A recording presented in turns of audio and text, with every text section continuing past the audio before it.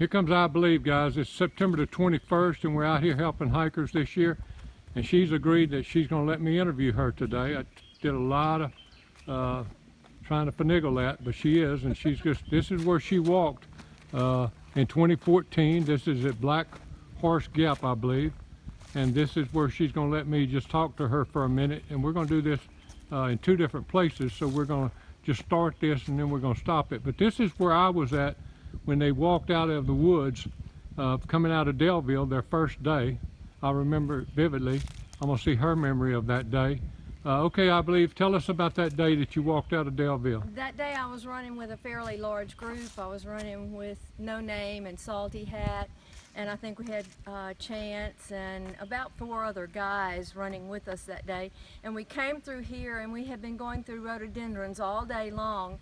And when I got here, Jimmy was here, and I said, "Oh, Jimmy, come look at all the rhododendrons."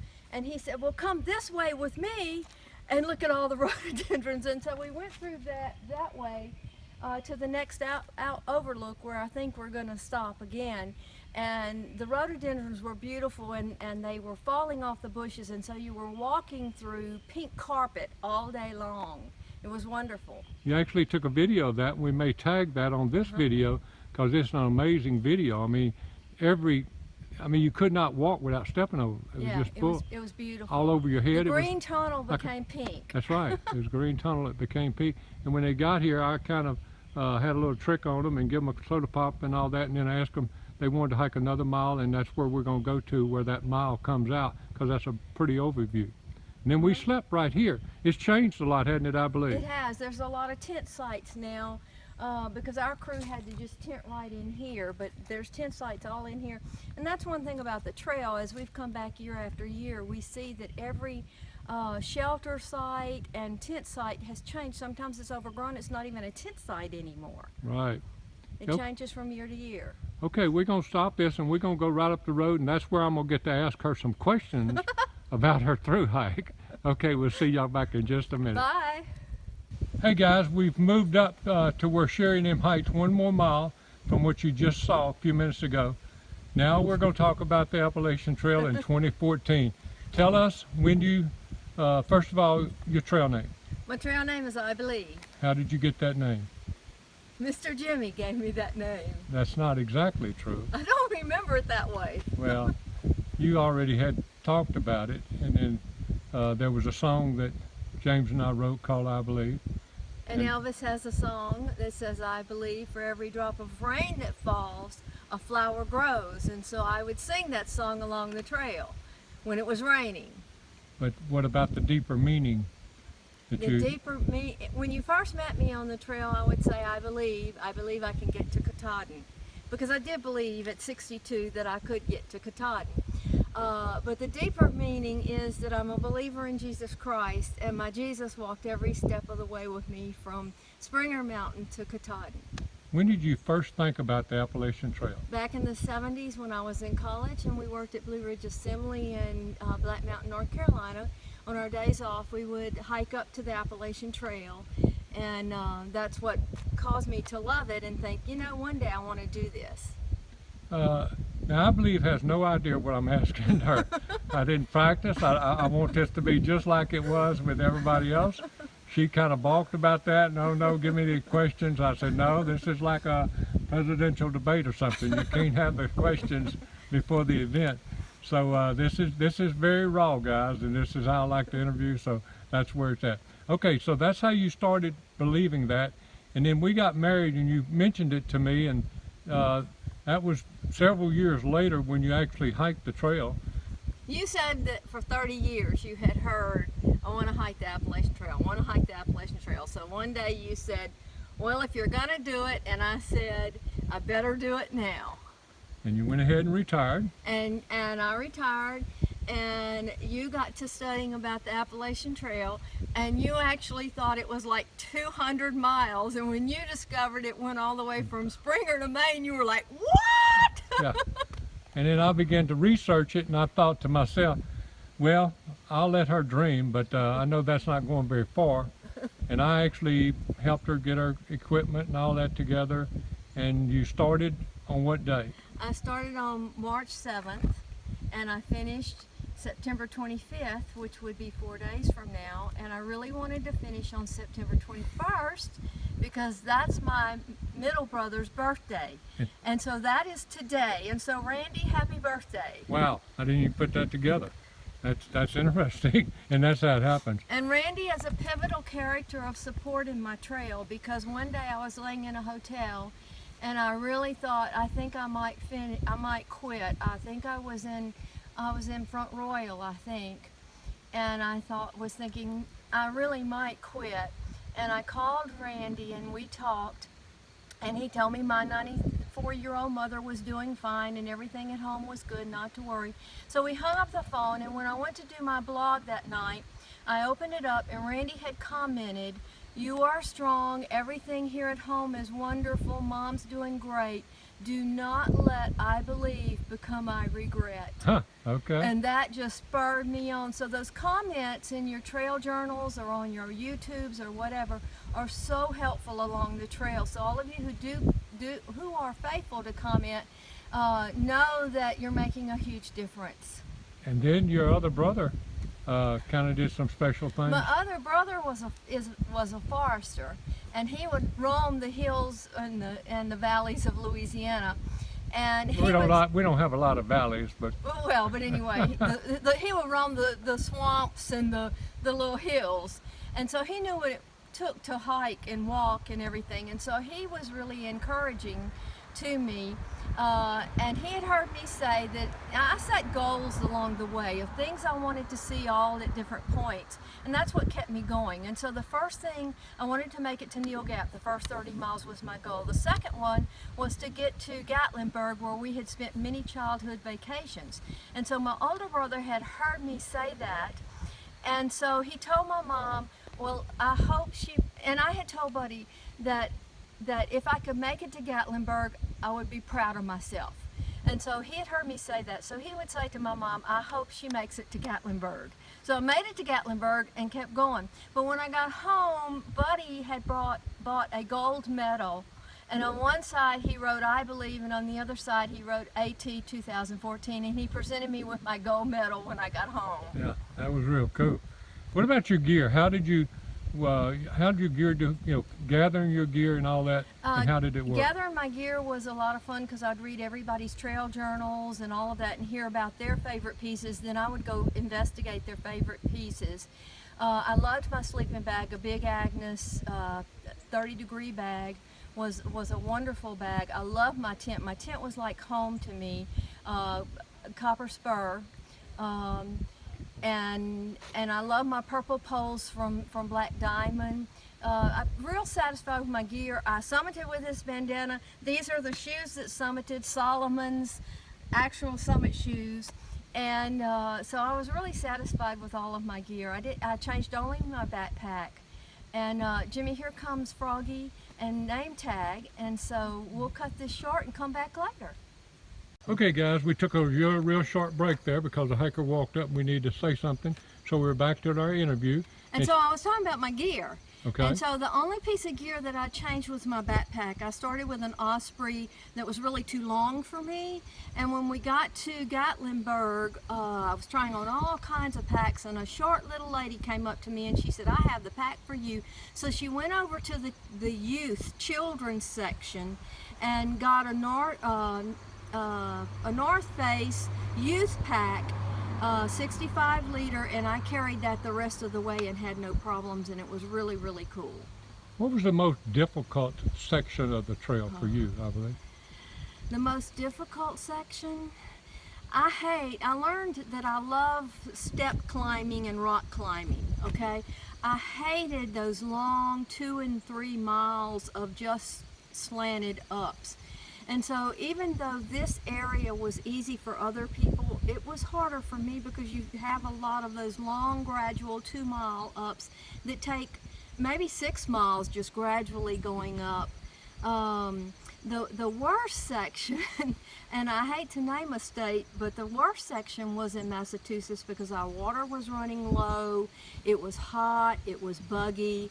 That's the day that I almost got dehydration and really found that my brain was not working well at all. I wore a bug net all day long that day and just was hot and tired.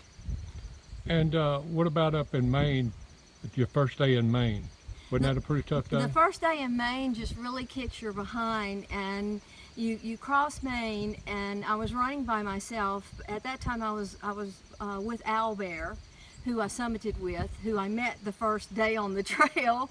And we were running, and I could see him way in the distance. And I got to what is called Goose Eye Mountain. And I was running across some boardwalks. It was very windy. It was blowing me off the boardwalks, and then all of a sudden I get to Goose Eye Mountain, and it is this cliff with a piece of rebarb that you have to catch the rebarb and climb the rebarb ladder up. Then you get to a plateau and you climb up more rebarb. Well, I got to that first cliff and I could not touch the rebarb. And so I stood there and I said to myself, and this was the first day that I was really like, uh-oh. And I stood there and I said, well, I can't go back. I have to go forward. And so God and I just said, well, let's do it. And so kind of, there was a ledge right here, not really a ledge, but another cliff. It was like an L. And so I just kind of monkeyed my way into my toe right here and jumped to where I could pull myself on the first rebarb and just climbed on up. And that taught me a lot about just the courage to try and find a way, and where there's a will, there is a way. And then of course you had all that same stuff when you got to Katahdin, when y'all had to climb up your last day. For sure, because you had a lot of rebar and all up there. Hey, and you know what? One of the main lessons from the trail, you know, you would face a point where there was fear, okay? And you would overcome that, and that kind of a situation on the trail, you never faced the fear again. And so you were constantly conquering these fears that when you got to the next experience of that same experience, the fear was not there. And so it's so freeing and so just so much fun. Do you remember your first night you spent by yourself in the woods? You know, not around anybody. I remember two specific instances. Tell us about it. I ended up in a shelter not far from here, right after McAfee Knob at Lambert's Meadow Shelter. And I was in the shelter all by myself, and about midnight someone comes hiking in, and it turns out it's the guy that's schizophrenic from the last hostel that everybody was kind of afraid of on the trail. And so I'm laying there in the shelter, and when he comes around, he hollers, "Who's there?" And I go, "It's I believe." He says, "I believe it's so-and-so." And he said his trail name, and I was like, "Ugh!" And so I start gathering everything that's around my head, my headlamp, my cell phone and everything, and I start shoving it down my pants, okay? And I'm gathering everything together in my sleeping bag, and I'm planning, I'm just going to grab my sleeping bag and I'm going to grab my pack, and I'm just going to run, because he's kind of heavy and he's lumbering, he's not really a hiker, and so I'm just going to run and start screaming. But he calmed down, and we talked a little while, and pretty soon I heard him snoring, and so I felt safe, and I actually was able to hike with him halfway to Daleville, found out he was off his meds. He sat there in the middle of the trail and called his mom. He was harmless, but that sure was a night that I said, let me make preparation to escape here. Yeah, conquering fear again. But now I'm talking about in your tent in the woods, not at a shelter. Just by yourself, stealth camping. Okay, I was camping. Jimmy had left to go home, and I was not running with anybody because they had gone on. And I found a beautiful place by a pond, and I remember that night the deer were walking around me, and it started raining, but it was peaceful, and I was okay with it. Okay. Because that was up in New York that particular night. Okay. But I mean, that's the night I remember being by myself.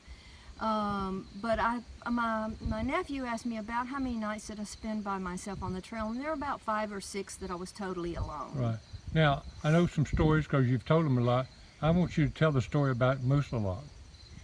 Oh, that was a funny thing. We had stayed in New Hampshire, or Vermont, with Well, that's Dartmouth, by Dartmouth. by Dartmouth, and we were with a trail angel, John. His trail name when he thru-hiked was Bear, and John Everett had put Al Bear and I up, and so one night he took us to a restaurant, and the cheapest thing on the menu was Medallion's filet mignon. And so that night at the restaurant I ate everything but one of the medallions, and I said to myself, well, when I summit Moosalok tomorrow, I'll eat my other filet mignon medallion. So we got to the top of Moosalok, and I took my roll out. I took my filet mignon and put it on the roll, and I bent over to get the other half of the roll. And when I was bent over this way getting the other half of the roll, a dog came up and went, and he just swallowed whole my filet mignon. He didn't eat the bread or anything, just my meat. And I jumped up and I went, dog, you just ate my lunch. I'm a thru-hiker, and that was a filet mignon that you didn't even chew. And so, of course, everybody looked around, and the little guy who owned the dog, I made such a big stir about it. He went over to his mom and daddy, and they sent him back over to me with $1 to pay for the filet mignon. I said, no, you keep your $1. Just keep your dog to yourself. Wow, that was something. Now, yeah, she called me when she was on Moosalok that day, and later I saw the pictures because I saw how pretty it was. But she did have a phone signal, so she called me. But she didn't tell me that story. I found out that story later when I saw her, several days later, when I actually saw her and talked to her. You've got a lot of stories like that we don't have time, we don't want to take time today, I think, to do all of those. But I want to get a little bit more about your feelings while you were hiking, because we want to share information about people that are thru hiking. Tell me more about the people you met and how, the impressions all of that made on you when you first got on the trail. And just, we hear everybody talking today about the common answer to my questions, what impressed you most about the trail, and they say the people. Yeah, it's amazing how, and you've heard this over and over from hikers, it's amazing how people become your family immediately and you feel like you've known them forever. It's really interesting that you'll be sleeping in the shelter for 2 weeks before you find out that the guy next to you that's been with you putting up his tent next to your tent is a brain surgeon. In fact, let me stop you there. You were hiking with a doctor that fell and had an injury. Right, a neonatal nurse, actually. Okay. And he fell on the trail, not when I was around him, but he fell and he cracked his head open from between his eyes all the way here. I forgot how many stitches he 35. had. But when I saw him later, he came back to do trail magic, and he had a scar from here to here. Now, they tell me on the trail, his blood on the trail was just a big pool, and it was almost like a wounded deer. You could follow it down the trail. He knew how to take care of himself, so he finally came to an opening and got help and got the stitches and came back and did trail magic for us. So you never know. I hiked with an oncologist for a while, and so you never know who your trail family really is until you've spent some time with them. But it's really funny. You'll be laying in bed towards the end of your hike, and maybe you're in a hostel, and 4 or 5 of you are in the hostel bunks, and everybody begins to reveal their real name. And so you've hiked with some of these people for 4 or 5 months, and then you finally learn their real name. And some of them, I remember when Cozy told me that her real name was Alice, and I'm like, that fits. You are an Alice. Okay. Hey, now, you just told a story the other day, and I've heard you tell it over the years since you thru-hiked, about laying in bed and thinking about something during the night. You know where I'm at? You look like okay. And you're thinking about things, and Jimmy, it's dark. Oh, since I've been home. Okay, yeah. I will have had, my thru-hike was 5 years ago. And to this day, sometimes when I've had a really hard day in real life, I'll be laying in my bed at night, all the lights are off, Jimmy's asleep, a remembrance of one day on the trail will come to me, and I'll find myself grinning from ear to ear, laying in bed at night, reliving that. And so the trail continues to bring you pleasure and continues to bring you happy thoughts and contentment. And speaking about that word contentment, now that I've used it, every time I began my through hike, it was not about Katahdin. It was not about reaching Katahdin. It was standing on the mountaintops and looking out for forever. And that's why I wanted to do the AT. Kind of where we are like now. Yeah, like this right here. Yeah, but I'm talking about ridge after ridge after ridge after ridge. Like Mount Washington area.